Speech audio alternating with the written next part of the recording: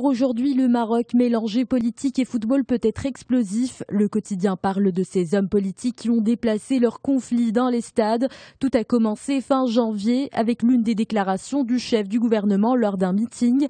Abdelilah Benkiran a mis dans le même sac ce qu'on appelle les bandes de Baltajia, le Wydad et le PAM.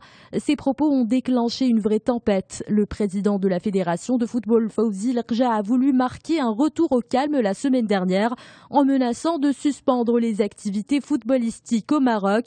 Mais sa déclaration a eu l'effet inverse, affirme le journal. Toujours dans les colonnes du même quotidien, il s'intéresse à la reprise aujourd'hui du dialogue social. Le ministre des Finances, Mohamed Boussaïd, et les syndicats ouvrent le bal. À l'ordre du jour, une question épineuse, la réforme du régime civil des pensions au sein de la Caisse marocaine des retraites. Un débat qui durera 3 jours. Cette fois, le gouvernement et les centrales syndicales sont décidés à trouver un accord définitif, nous dit le quotidien. Plus d'1 880 000, c'est le nombre de demandes d'inscription sur les listes électorales générales faites jusqu'au 19 février. La Nouvelle Tribune reprend les chiffres publiés par la commission chargée du suivi des élections. 32% de l'ensemble des demandes ont été reçues par Internet, peut-on lire.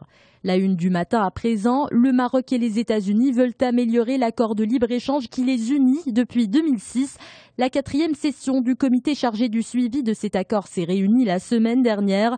Objectif, demander une nouvelle fois l'accélération d'un processus de certification SPS, sécurité et protection de la santé pour plusieurs produits frais prioritaires. Le quotidien rappelle que le volume des échanges commerciaux entre le Maroc et les États-Unis a plus que triplé entre 2006 et 2013.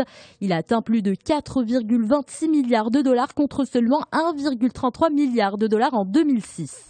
Le transfert illicite de capitaux bat de tristes records ces dernières années en Algérie, écrit El Watan.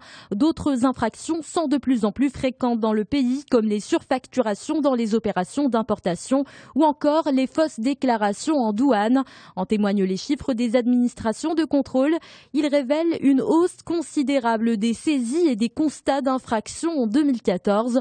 L'une des raisons de cette augmentation, selon le journal, est la flambée des cours de brut. Cette flambée a boosté la fuite de capitaux dans un contexte de perte de confiance et au sein d'un système politique indigent, commente le quotidien. Canberra veut déchoir de leur nationalité les djihadistes binationaux, titre Le Monde. Le gouvernement australien va durcir ses lois à l'encontre des individus liés à des organisations extrémistes, a annoncé aujourd'hui même le Premier ministre Tony Abbott. Il a promis de produire des amendements à la loi sur la nationalité permettant la déchéance ou la suspension de la nationalité australienne pour les binationaux. Le Monde fait un parallèle avec la situation en France où le Conseil constitutionnel a validé fin janvier la déchéance de la nationalité d'un djihadiste franco-marocain condamné pour terrorisme.